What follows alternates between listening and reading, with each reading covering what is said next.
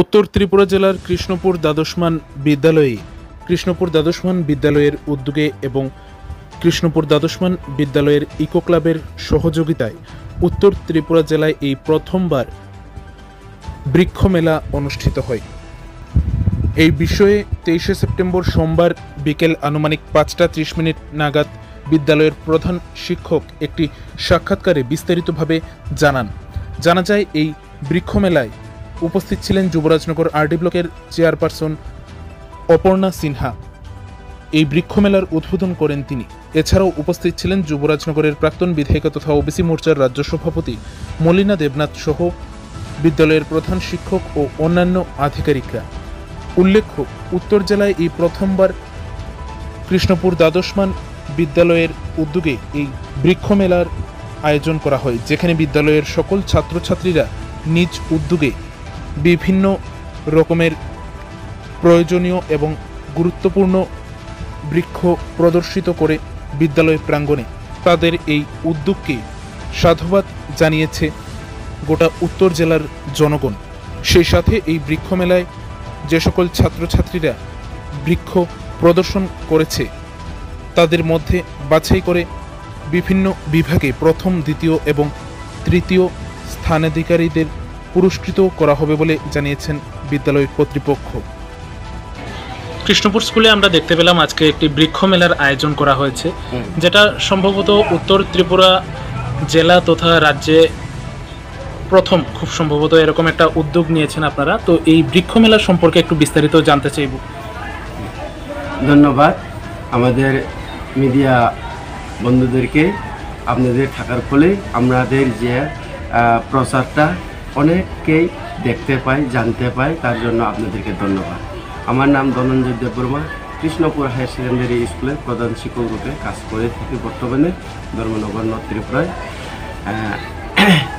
আসলে আমরা চেয়েছিলাম যে আমাদের স্কুলটা বৃক্ষের মাধ্যমে আমরা সাজানো, তার জন্য আমরা প্রত্যেক স্টুডেন্টকে বলেছিলাম যে সবাই একটা করে ওষুধি গাছ হোক, বিভিন্ন গাছ হোক, একটা করে তবে আনার জন্য।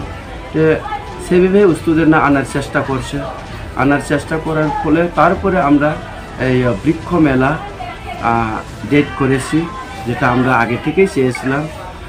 সেভাবে আমরা করতে পেরেছি আজকে 23 সেপ্টেম্বর 2024। এই বৃক্ষ মেলা করার উদ্দেশ্য হলো যে আমাদের যে প্রকৃতি, গাছ আমাদের যে কত গুরুত্বপূর্ণ সেটা আমরা অনেক সময় অনুভব করি না। বিশেষ করে আমাদের স্টুডেন্ট ছেলেমেয়েরা তারা এই বৃক্ষ নিয়ে যদি চর্চা করে, কতটুক বৃক্ষ আমাদের জন্য প্রয়োজন, কতটুক আমাদের জন্য বৃক্ষ গুরুত্বপূর্ণ সেটা জানার জন্য তারা এই মেলার জন্য তারা মডেলও তৈরি করেছে।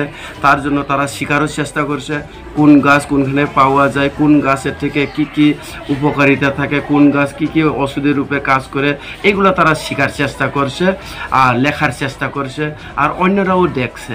তার মাধ্যমে আমরা বৃক্ষ যে আমাদের প্রকৃতি আমাদের খুবই প্রয়োজন, খুবই গুরুত্ব, এটাকে রক্ষা করা খুবই দরকার।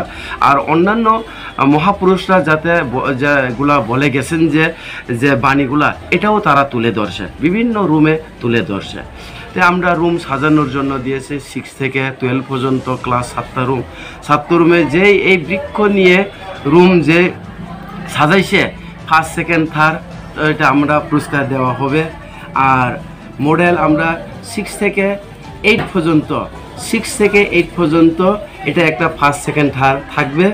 আর 9 থেকে 12 পর্যন্ত এটা একটা কম্পিটিশনে থাকবে ফার্স্ট, সেকেন্ড, থার্ড। আমাদের জাজ 2 জন এসেছে, কলেজের ধর্মনগর ডিগ্রি কলেজের প্রফেসররা এসেছেন, ওনারা করতেছেন। আর গার্জেনের মাধ্যমে আমাদের রুম সাজানোটা এটাও দেখছেন। তারা সবাই মানে আমাদের এই রুম সাজানোর মধ্যে আমরা কোনো কিছু টাকা দেই না, তারা যাতে গাছ, লতা পাতা, ঘাস দিয়েই তারা নিজেরাই মধ্যে রুমটা সাজিয়ে নেয়।